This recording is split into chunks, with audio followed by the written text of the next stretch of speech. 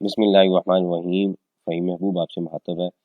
आज का जो टॉपिक है इसमें जो रेंट टैक्स की कैलकुलेशन है उसके ऊपर जो रूल चेंज हुआ था लास्ट फाइनेंस एक्ट में उसको हमने स्टडी करना है। तो अगर आप रेंट की पेमेंट कर रहे हैं या रिसीव कर रहे हैं तो ये लेक्चर आपके लिए काफ़ी हेल्पफुल है। रेंट के ऊपर एक बड़ा डिटेल हमने लेक्चर देखा है जो चैनल के ऊपर ऑलरेडी पड़ा हुआ है, how to calculate the rent tax on the under section 155, उसको लाजमी देख लीजिएगा।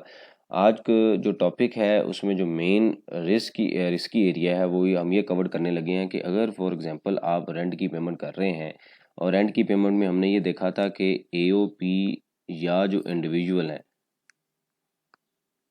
वो अगर 1.5 मिलियन या इससे ज़्यादा पेमेंट कर रहे हैं तो फिर उन्होंने जो टैक्स है पेमेंट करते हुए विदहेल्ड करना है, यानी कि फिर वो क्या बन जाएंगे, विद होल्डिंग एजेंट। अब जो विद होल्डिंग एजेंट का जो रूल है 100 मिलियन वाला वो सेपरेट है, वो है अंडर सेक्शन 153, और ये जो रूल है ये कौन सा है, 155 का। और अगर कंपनी को आप पेमेंट कर, अगर कोई कंपनी पेमेंट कर रही है तो उसके लिए कोई रूल नहीं है, इवन वो 1 रुपये की भी पेमेंट करे तो उन्होंने टैक्स विदहेल्ड करना है। ठीक है, तो ये थोड़ा सा हमने स्टडी कर लिया, लेकिन ऑलरेडी बड़ी डिटेल में उस लेक्चर में देख चुके हैं हम, उसको लाजमी देख लीजिएगा ताकि ये कॉन्सेप्ट आपका वहाँ पे क्लियर हो। अब क्वेश्चन ये है कि अंडर सेक्शन 155 हमने टैक्स विदहेल्ड किया। फॉर एग्जांपल जब पेमेंट की तो 1 लाख का रेंट था, ठीक है, और इस पर मंथ रेंट है और एनुअल बनता है जी 1.6 मिलियन। ठीक है, ये लेट से आपने एक जो वेयर हाउस है वो ये ऑफिस है वो रेंट पे लिया हुआ है, और आपका जो स्टेटस है वो क्या है कि आप अदर देन कंपनी है, अदर देन कंपनी। ठीक है, अदर देन कंपनी से मुराद ये है कि आप कंपनी नहीं है, हम यहाँ पे लिख लेते हैं, या आप एओपी हो सकते हैं या क्या हो सकते हैं, इंडिविजुअल। ठीक है, अब आपने पेमेंट करनी है तो चूंकि ये रेंट 15 लाख से ज़्यादा है तो आपने ये चेक करना है कि इसके ऊपर इनकम टैक्स तो विदहेल्ड नहीं होना। तो इनकम टैक्स विदहेल्डिंग के लिए हम कौन से रूल देखेंगे, हम रूल देखेंगे सेक्शन 155 वाले। तो यहाँ पे मैं सेक्शन 155 ओपन करता हूँ। तो यहाँ पे पहले सबसे पहले ये टैक्स कार्ड हम स्टडी कर लेते हैं। टैक्स कार्ड में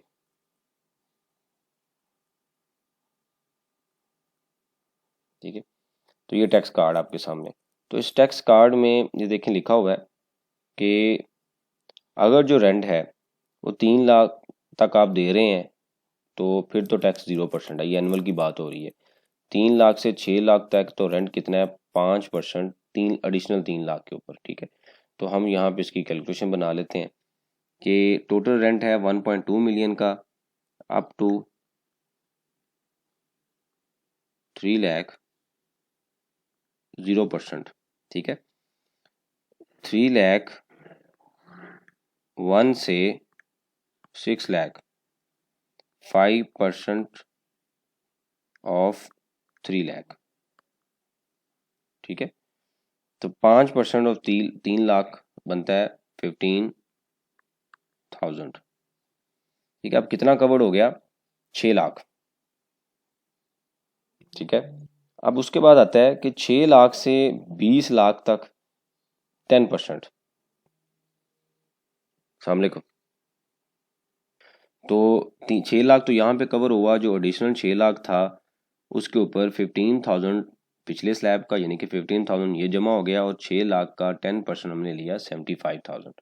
तो ये 75,000 जो रेंट है ये है एनुअल रेंट, सॉरी टैक्स है एनुअल। तो इसको जब हम 12 पे डिवाइड करेंगे तो हमारे पास जो अमाउंट आएगी 75,000 डिवाइडेड बाई 12, तो 6,250 रुपये हमने पर मंथ जब रेंट की पेमेंट करनी है तो उसमें से डिडक्ट करना है।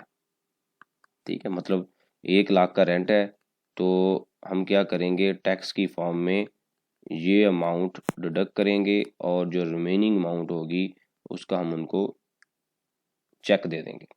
ठीक है, तो ये हमने कॉन्सेप्ट स्टडी किया। अब इसी को जो रेंट टैक्स का एक मैंने कैलकुलेटर बनाया है, जो ऑलरेडी जो प्रॉपर स्टूडेंट क्लासेस लेते हैं उनको आपको पता है कि हर सेक्शन का एक एक्सेल फाइल्स भी हम शेयर करते हैं। तो उसके अंदर हमने अब इसकी कैलकुलेशन हम वहाँ पे भी देख लेते हैं ताकि जो कॉन्सेप्ट है वो हमारा क्लियर रहे। ठीक है, तो पर मंथ हम रेंट यहाँ पे लिखेंगे। ठीक है, तो एनुअल हो गया ये 12 लाख और स्लैब 3 है तो ये 75,000 रेंट। इसका मतलब हमारा जो कैलकुलेशन है वो ठीक है और 75,000 जो रेंट है वो टैक्स है वो एनुअल बनता है। अब जो रूल हम स्टडी करने लगे हैं वो ये है कि इससे पहले तक हम सिर्फ डिडक्शन करते थे और लास्ट जो फाइनेंस एक्ट आया उसके अंदर कुछ चेंजेस कर दी गई। यहाँ तक तो हम डिडक्शन करते थे और उसके बाद हम पे कर देते थे, लेकिन लास्ट फाइनेंस एक्ट में उसने एक वर्ड यूज़ किया है। वो क्या है? ये टेंथ स्केड्यूल है। ठीक है, मेरे सामने टेंथ स्केड्यूल ओपन है।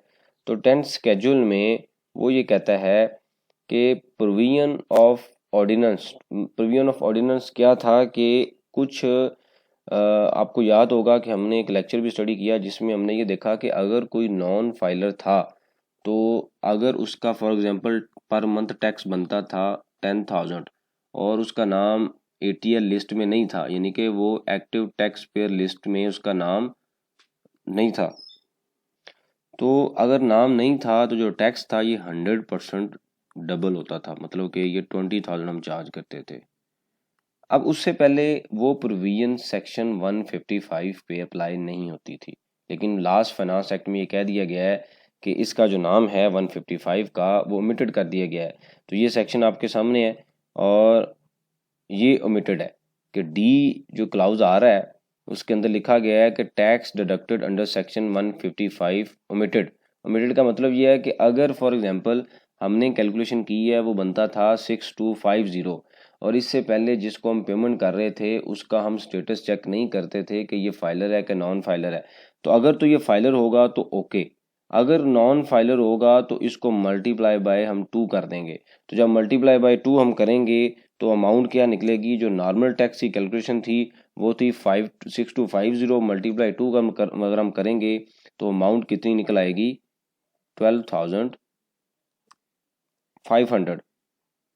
ठीक है, तो 12,000 जो 500 की अमाउंट है 12,500 ये अब डिडक्ट करना है। तो पहले 1 लाख से 6,250 डिडक्ट हो रहा था, तो अब कितना डिडक्ट हम करेंगे? 12,500।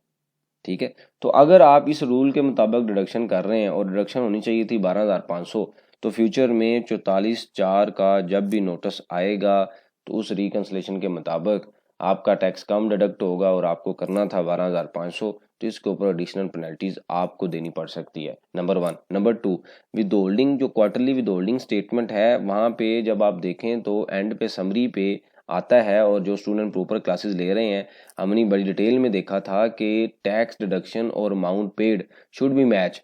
तो वहाँ पे अभी तक तो अप्लाई नहीं हुआ, लेकिन इन फ्यूचर जब अप्लाई होगा तो टैक्स कैलकुलेटेड होगा 12,500 और आप पे कितना कर रहे होंगे? 6250। तो ये एक डिफरेंस कैरी होता जाएगा और इस अमाउंट के ऊपर आपको फ्यूचर के अंदर नोटिस आएगा कि ये अमाउंट आपकी पेबल है।